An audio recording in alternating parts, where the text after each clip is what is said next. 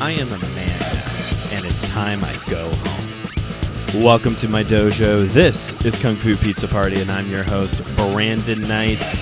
And today, on this St. Patrick's Day, I am here to review Ireland's first martial art movie, Fatal Deviation, starring James P. Bennett. Here on Kung Fu Pizza Party, I seek to deliver high-flying action in 30 minutes or less and serve up some wisdom one slice at a time.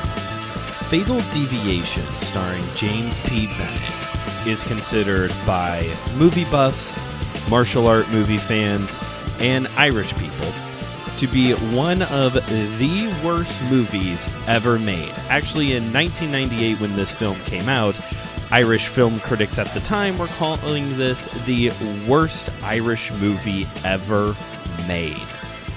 It was panned so bad, the movie never got a theatrical release, went straight to VHS tape. But thanks to the power of the internet and the fact that nowadays, I mean, really even in the 90s a little bit, but I feel like now more than ever, enjoying bad movies is just like a big thing for a lot of consumers. Thanks in part to all of that, there is a resurgence in popularity for Fatal Deviation. It is one of those, it's so bad, it's good, highly sought out movies, kind of like The Room. It's not good. I can tell you that for certain, folks. It's not very good, but it's become very popular, so much so that Bennett has gone on within the past few years now to say that he's actually considering making a follow-up film 20-something years later. He's tossed around two different names. One title he's kicked around is Fatal Deviation Krakatoa, and the other one is Triple Deviation. And I think I can speak on behalf of everybody here in saying the correct answer is Fatal Deviation Krakatoa. You throw the word Krakatoa into something and it suddenly becomes really cool, really, I don't know. Krakatoa is a really cool word. It feels really good when you say it. Pause this show right now and say the word Krakatoa a few times, and you'll see what I'm getting at. When was the last time you said the word Krakatoa? Take that time right now, friend. It's a good word. Anyway, there's a resurgence in popularity in a film that otherwise should have been lost in time and space, all thanks in part to the fact that we have the internet. This movie is for free, available for free on YouTube. You can find a link for it in the description of this episode. And the fact that, like, it is enjoyable. I'm myself included, I enjoy watching bad movies. There's just something about bad movies that are sometimes just like really fun to watch. It's a good time. And honestly, like, this movie is bad, don't get me wrong, but I feel like I've seen way worse when it comes to this. Now, I am going to rib this movie. I'm going to tell you the things that were funny, that made no sense, why this movie is bad, all that kind of stuff. But just for a moment, I do also kind of want to celebrate this film a little bit, because the backstory to how this movie, why this movie even exists and what has come of it, I don't know. It just kind of is like a bit inspiring. So right around 97, Bennett had gotten a tip-off that apparently Hong Kong film studios were starting to show some interest in him. By the way, Bennett is described on Wikipedia as being a real-life martial art enthusiast, which is a sentence that does not make any sense to me. What do you mean, real-life martial art enthusiast, as opposed to what? A fake one? Also, the guy is a martial artist, so it just, to me, is redundant to say that he's a martial art enthusiast if he is a martial artist. Most people are usually enthusiasts for the things that they enjoy doing. Maybe not people who play Magic the Gathering. They're probably the one exception. They all seem incredibly bummed out by their thing all the time. But outside of them, usually, if you have a sport or a hobby, you're usually an enthusiast for it. Anyway, so right around 97, Bennett finds out Hong Kong studios are starting to show some interest in him. So what he ended up doing is he got his friends together. He got a bunch of his friends together. He got a tiny amount of funding and made this movie basically as a demo tape. This is essentially him showing off his skills and abilities and acting and a whole bit. And obviously it didn't completely work out for him. Bennett doesn't go on to become, Ireland's Jean-Claude Van Damme or Jason Statham or Keanu Reeves. He doesn't go on to have this big career. But considering the fact that he gets this tip off, he gets this tiny amount of funding. It was some 8,000 Irish pounds, and I did not bother to do the conversion from 1998 Irish pounds to 2026 American dollars, because the point remains that's a tiny amount of money to use to make a movie even in that time period. So he gets this tiny amount of funding, he puts this thing together, and you know what? He doesn't become this big star, but he does go on to have small roles in other movies like The Lone Ranger. He's in Attrition starring Steven Seagal. He's in Kickboxer Retaliation and the upcoming Kickboxer Armageddon.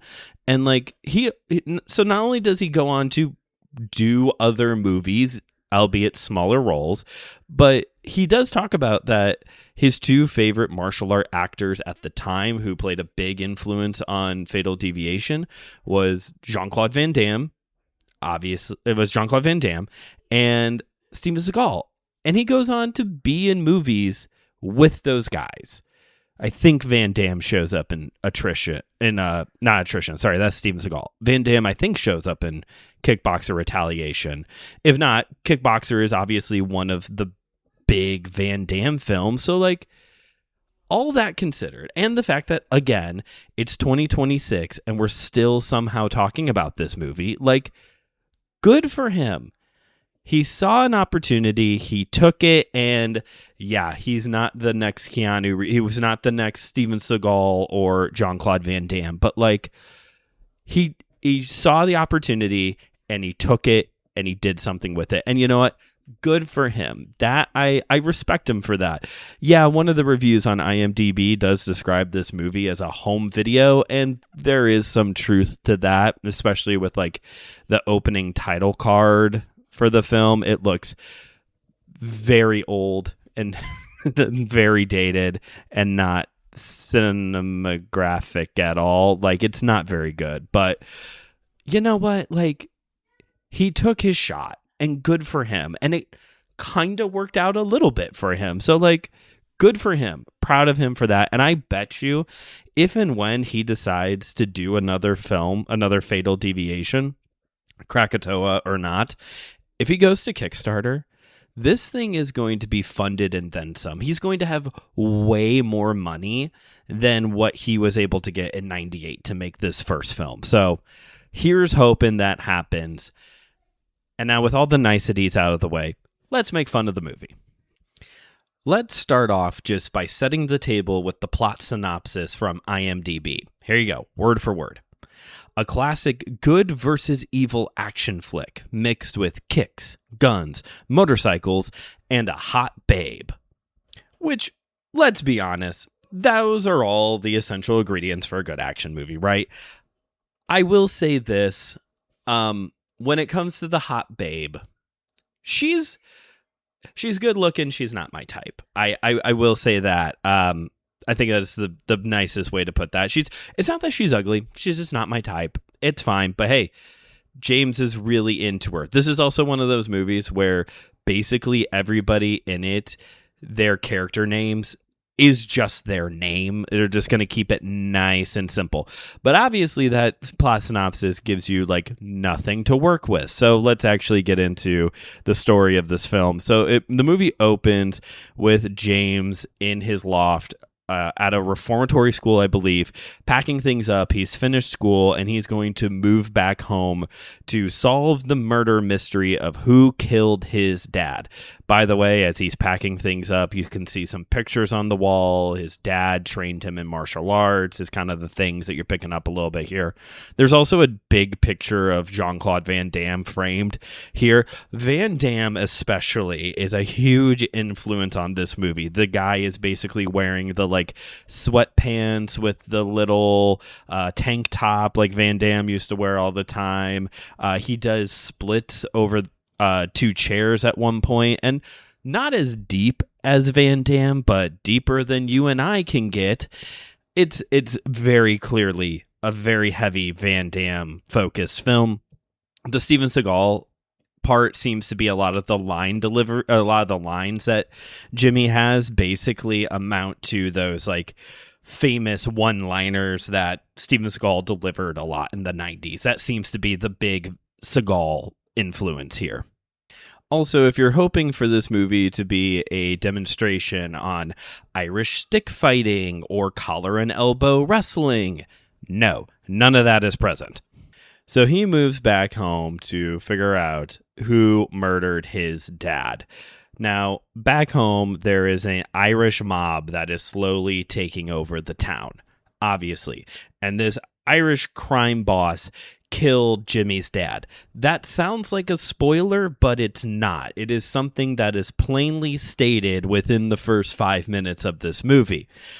This movie, like virtually all bad movies, is a textbook example of why. So James Bennett stars and wrote the film. And this is a textbook example about why people who do not have the experience with screenwriting, with writing a script, should probably have people who kind of know what that's supposed to look like, kind of go through it a little bit, because just like every bad movie, there are lines that make absolutely no sense there, and it's not even like the line delivery aspect. I'm not even talking about that. These people aren't actors and actresses. They don't. That's fine, but like some of the lines themselves are telling, not showing. They're just not.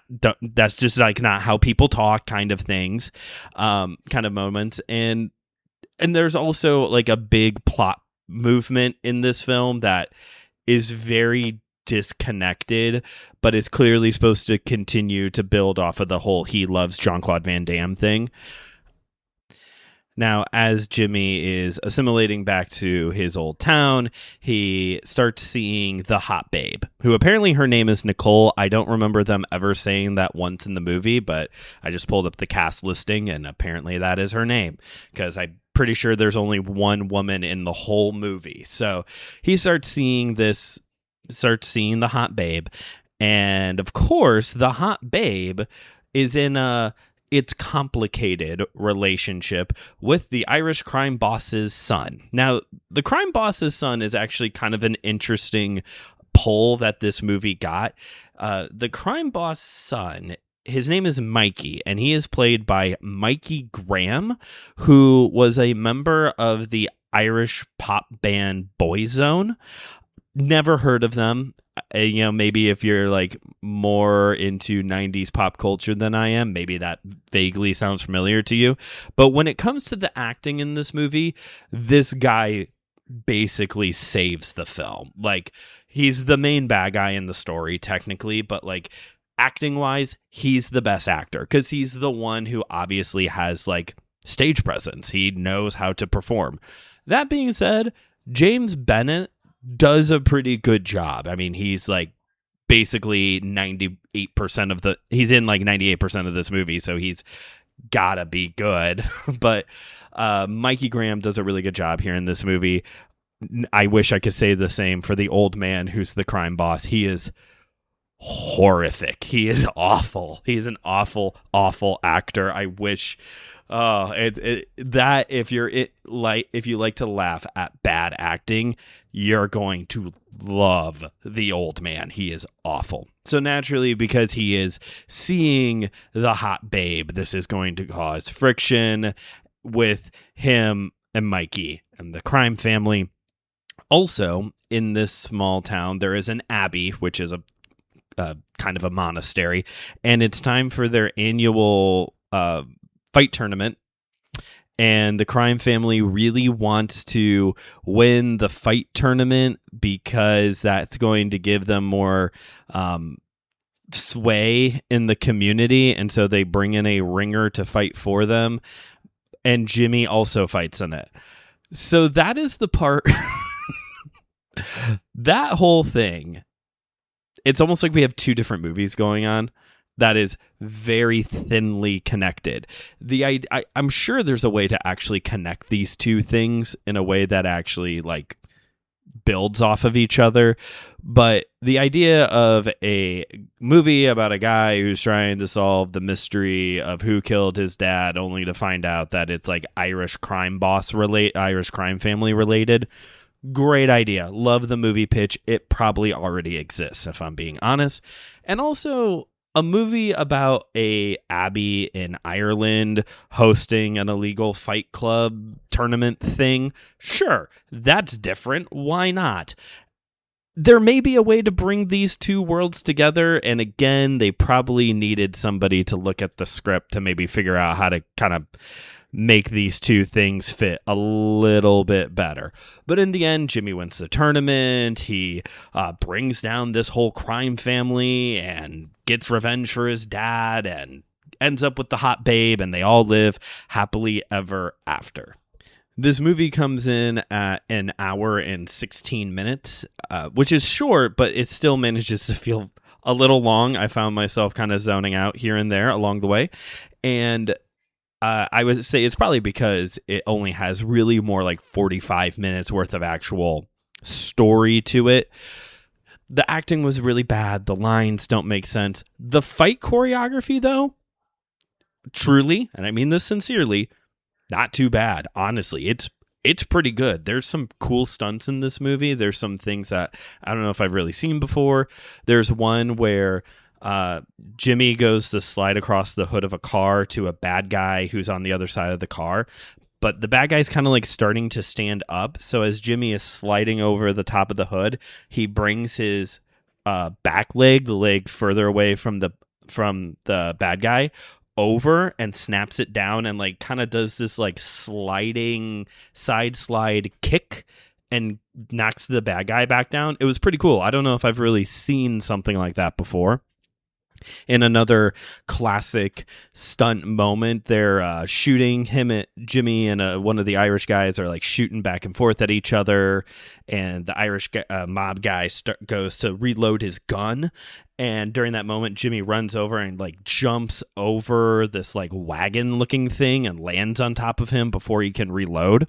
Pretty cool visual. Also, they wrecked a car on accident in one scene. So they were shooting a scene where Jimmy's driving a car and he's shooting at Irish mobsters who are shooting back at him. And he's on like this dirt road and he loses control. He like legitimately loses control of the car and flips it. But they recorded the whole thing. And so they just kept the footage and worked with it. And it's kind of scary. Like it's a serious like flip and roll with the car, but hey, they made it work. Good for them. The funniest part of the whole movie is not the naked man taking a bath outside while wearing a cowboy hat. That is for some reason in this movie. It doesn't. Yeah, I don't know. It's it really has nothing to do with the rest of the movie. It's one of the Irish mobsters. But the funniest part. It was pretty early on, and it was the moment that helped me realize, like, oh, I'm really going to enjoy this movie, is that Jimmy has just moved back into town, and so naturally he needs to get some food. So he goes to this grocery store. This is when we are first introduced to the hot babe. She's working at the grocery store. And a couple hoodlums come in. I think they might be some of the Irish mob guys, but I really can't remember now. But they're just doing, like, hoodlum things and being a nuisance in the grocery store, and eventually they start talking to the hot babe, and I genuinely can't remember what they were saying, but I don't remember them saying or doing anything that was actually like harassment. Maybe from like a grocery store standpoint, they are harassing her, because I used to work retail. So like, yeah, they're being a nuisance right now. Please go somewhere else. But gender specific wise, sexuality wise, I don't remember them doing or saying anything that's like that kind of harassment. But it's still like, you get what they're trying to do here. Jimmy spawns from out of nowhere. He's grocery shopping around the store and then just suddenly appears behind these guys and says to them, "Stop harassing her," or something like that.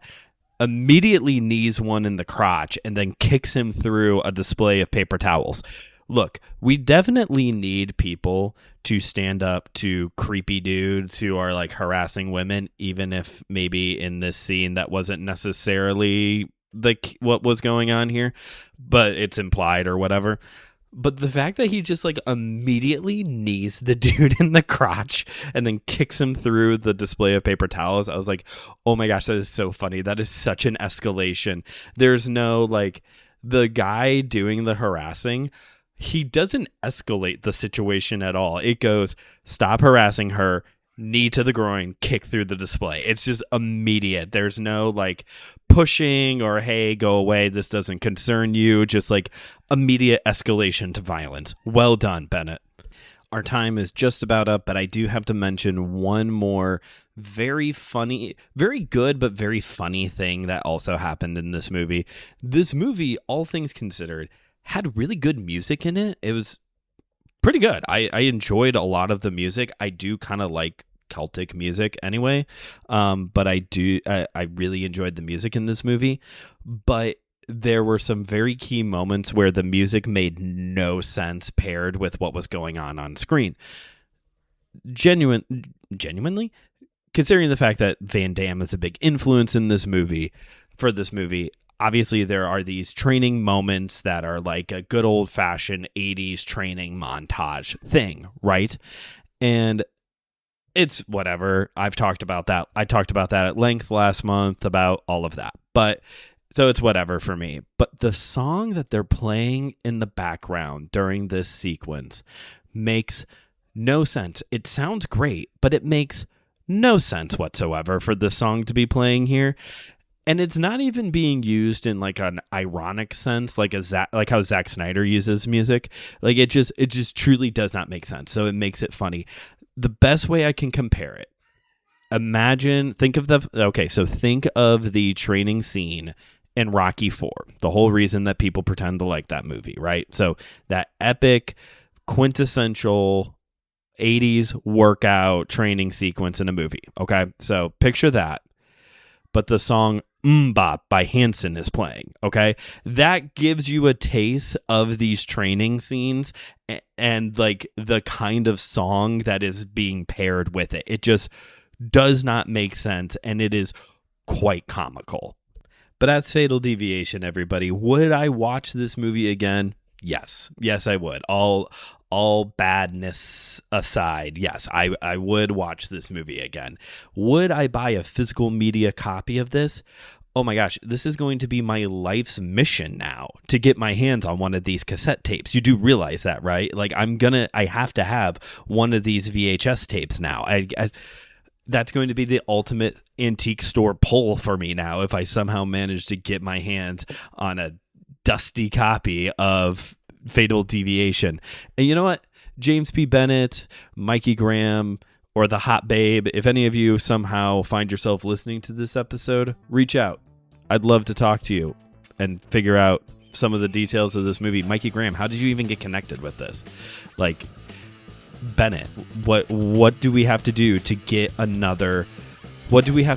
Fatal Deviation Krakatoa or Triple Deviation or Infinite Deviation or whatever you want to call the movie? 10 to midnight deviation, whatever. Like, you let us know. But thanks for listening to today's episode, and a happy St. Patrick's Day for you all. Please drink responsibly and enjoy your corned beef. Thanks for listening. If you haven't yet already, please rate and review this show wherever you get your podcast. Pass this episode along to a friend. And check out my other projects, including my YouTube channel, Studio 219, my sister show, My Seminary Life, and all the other great shows here on the Ins Out Ministries podcast network like Page and Pixel, Systematic Geekology, or Why I Don't Like. You can also follow the show on Instagram at KungFuPizzaPrty and on Letterboxd, KungFuPizzaPrty. That's it again for me. This has been Kung Fu Pizza Party, where I've delivered high-flying action in 30 minutes or less and served up some wisdom one slice at a time.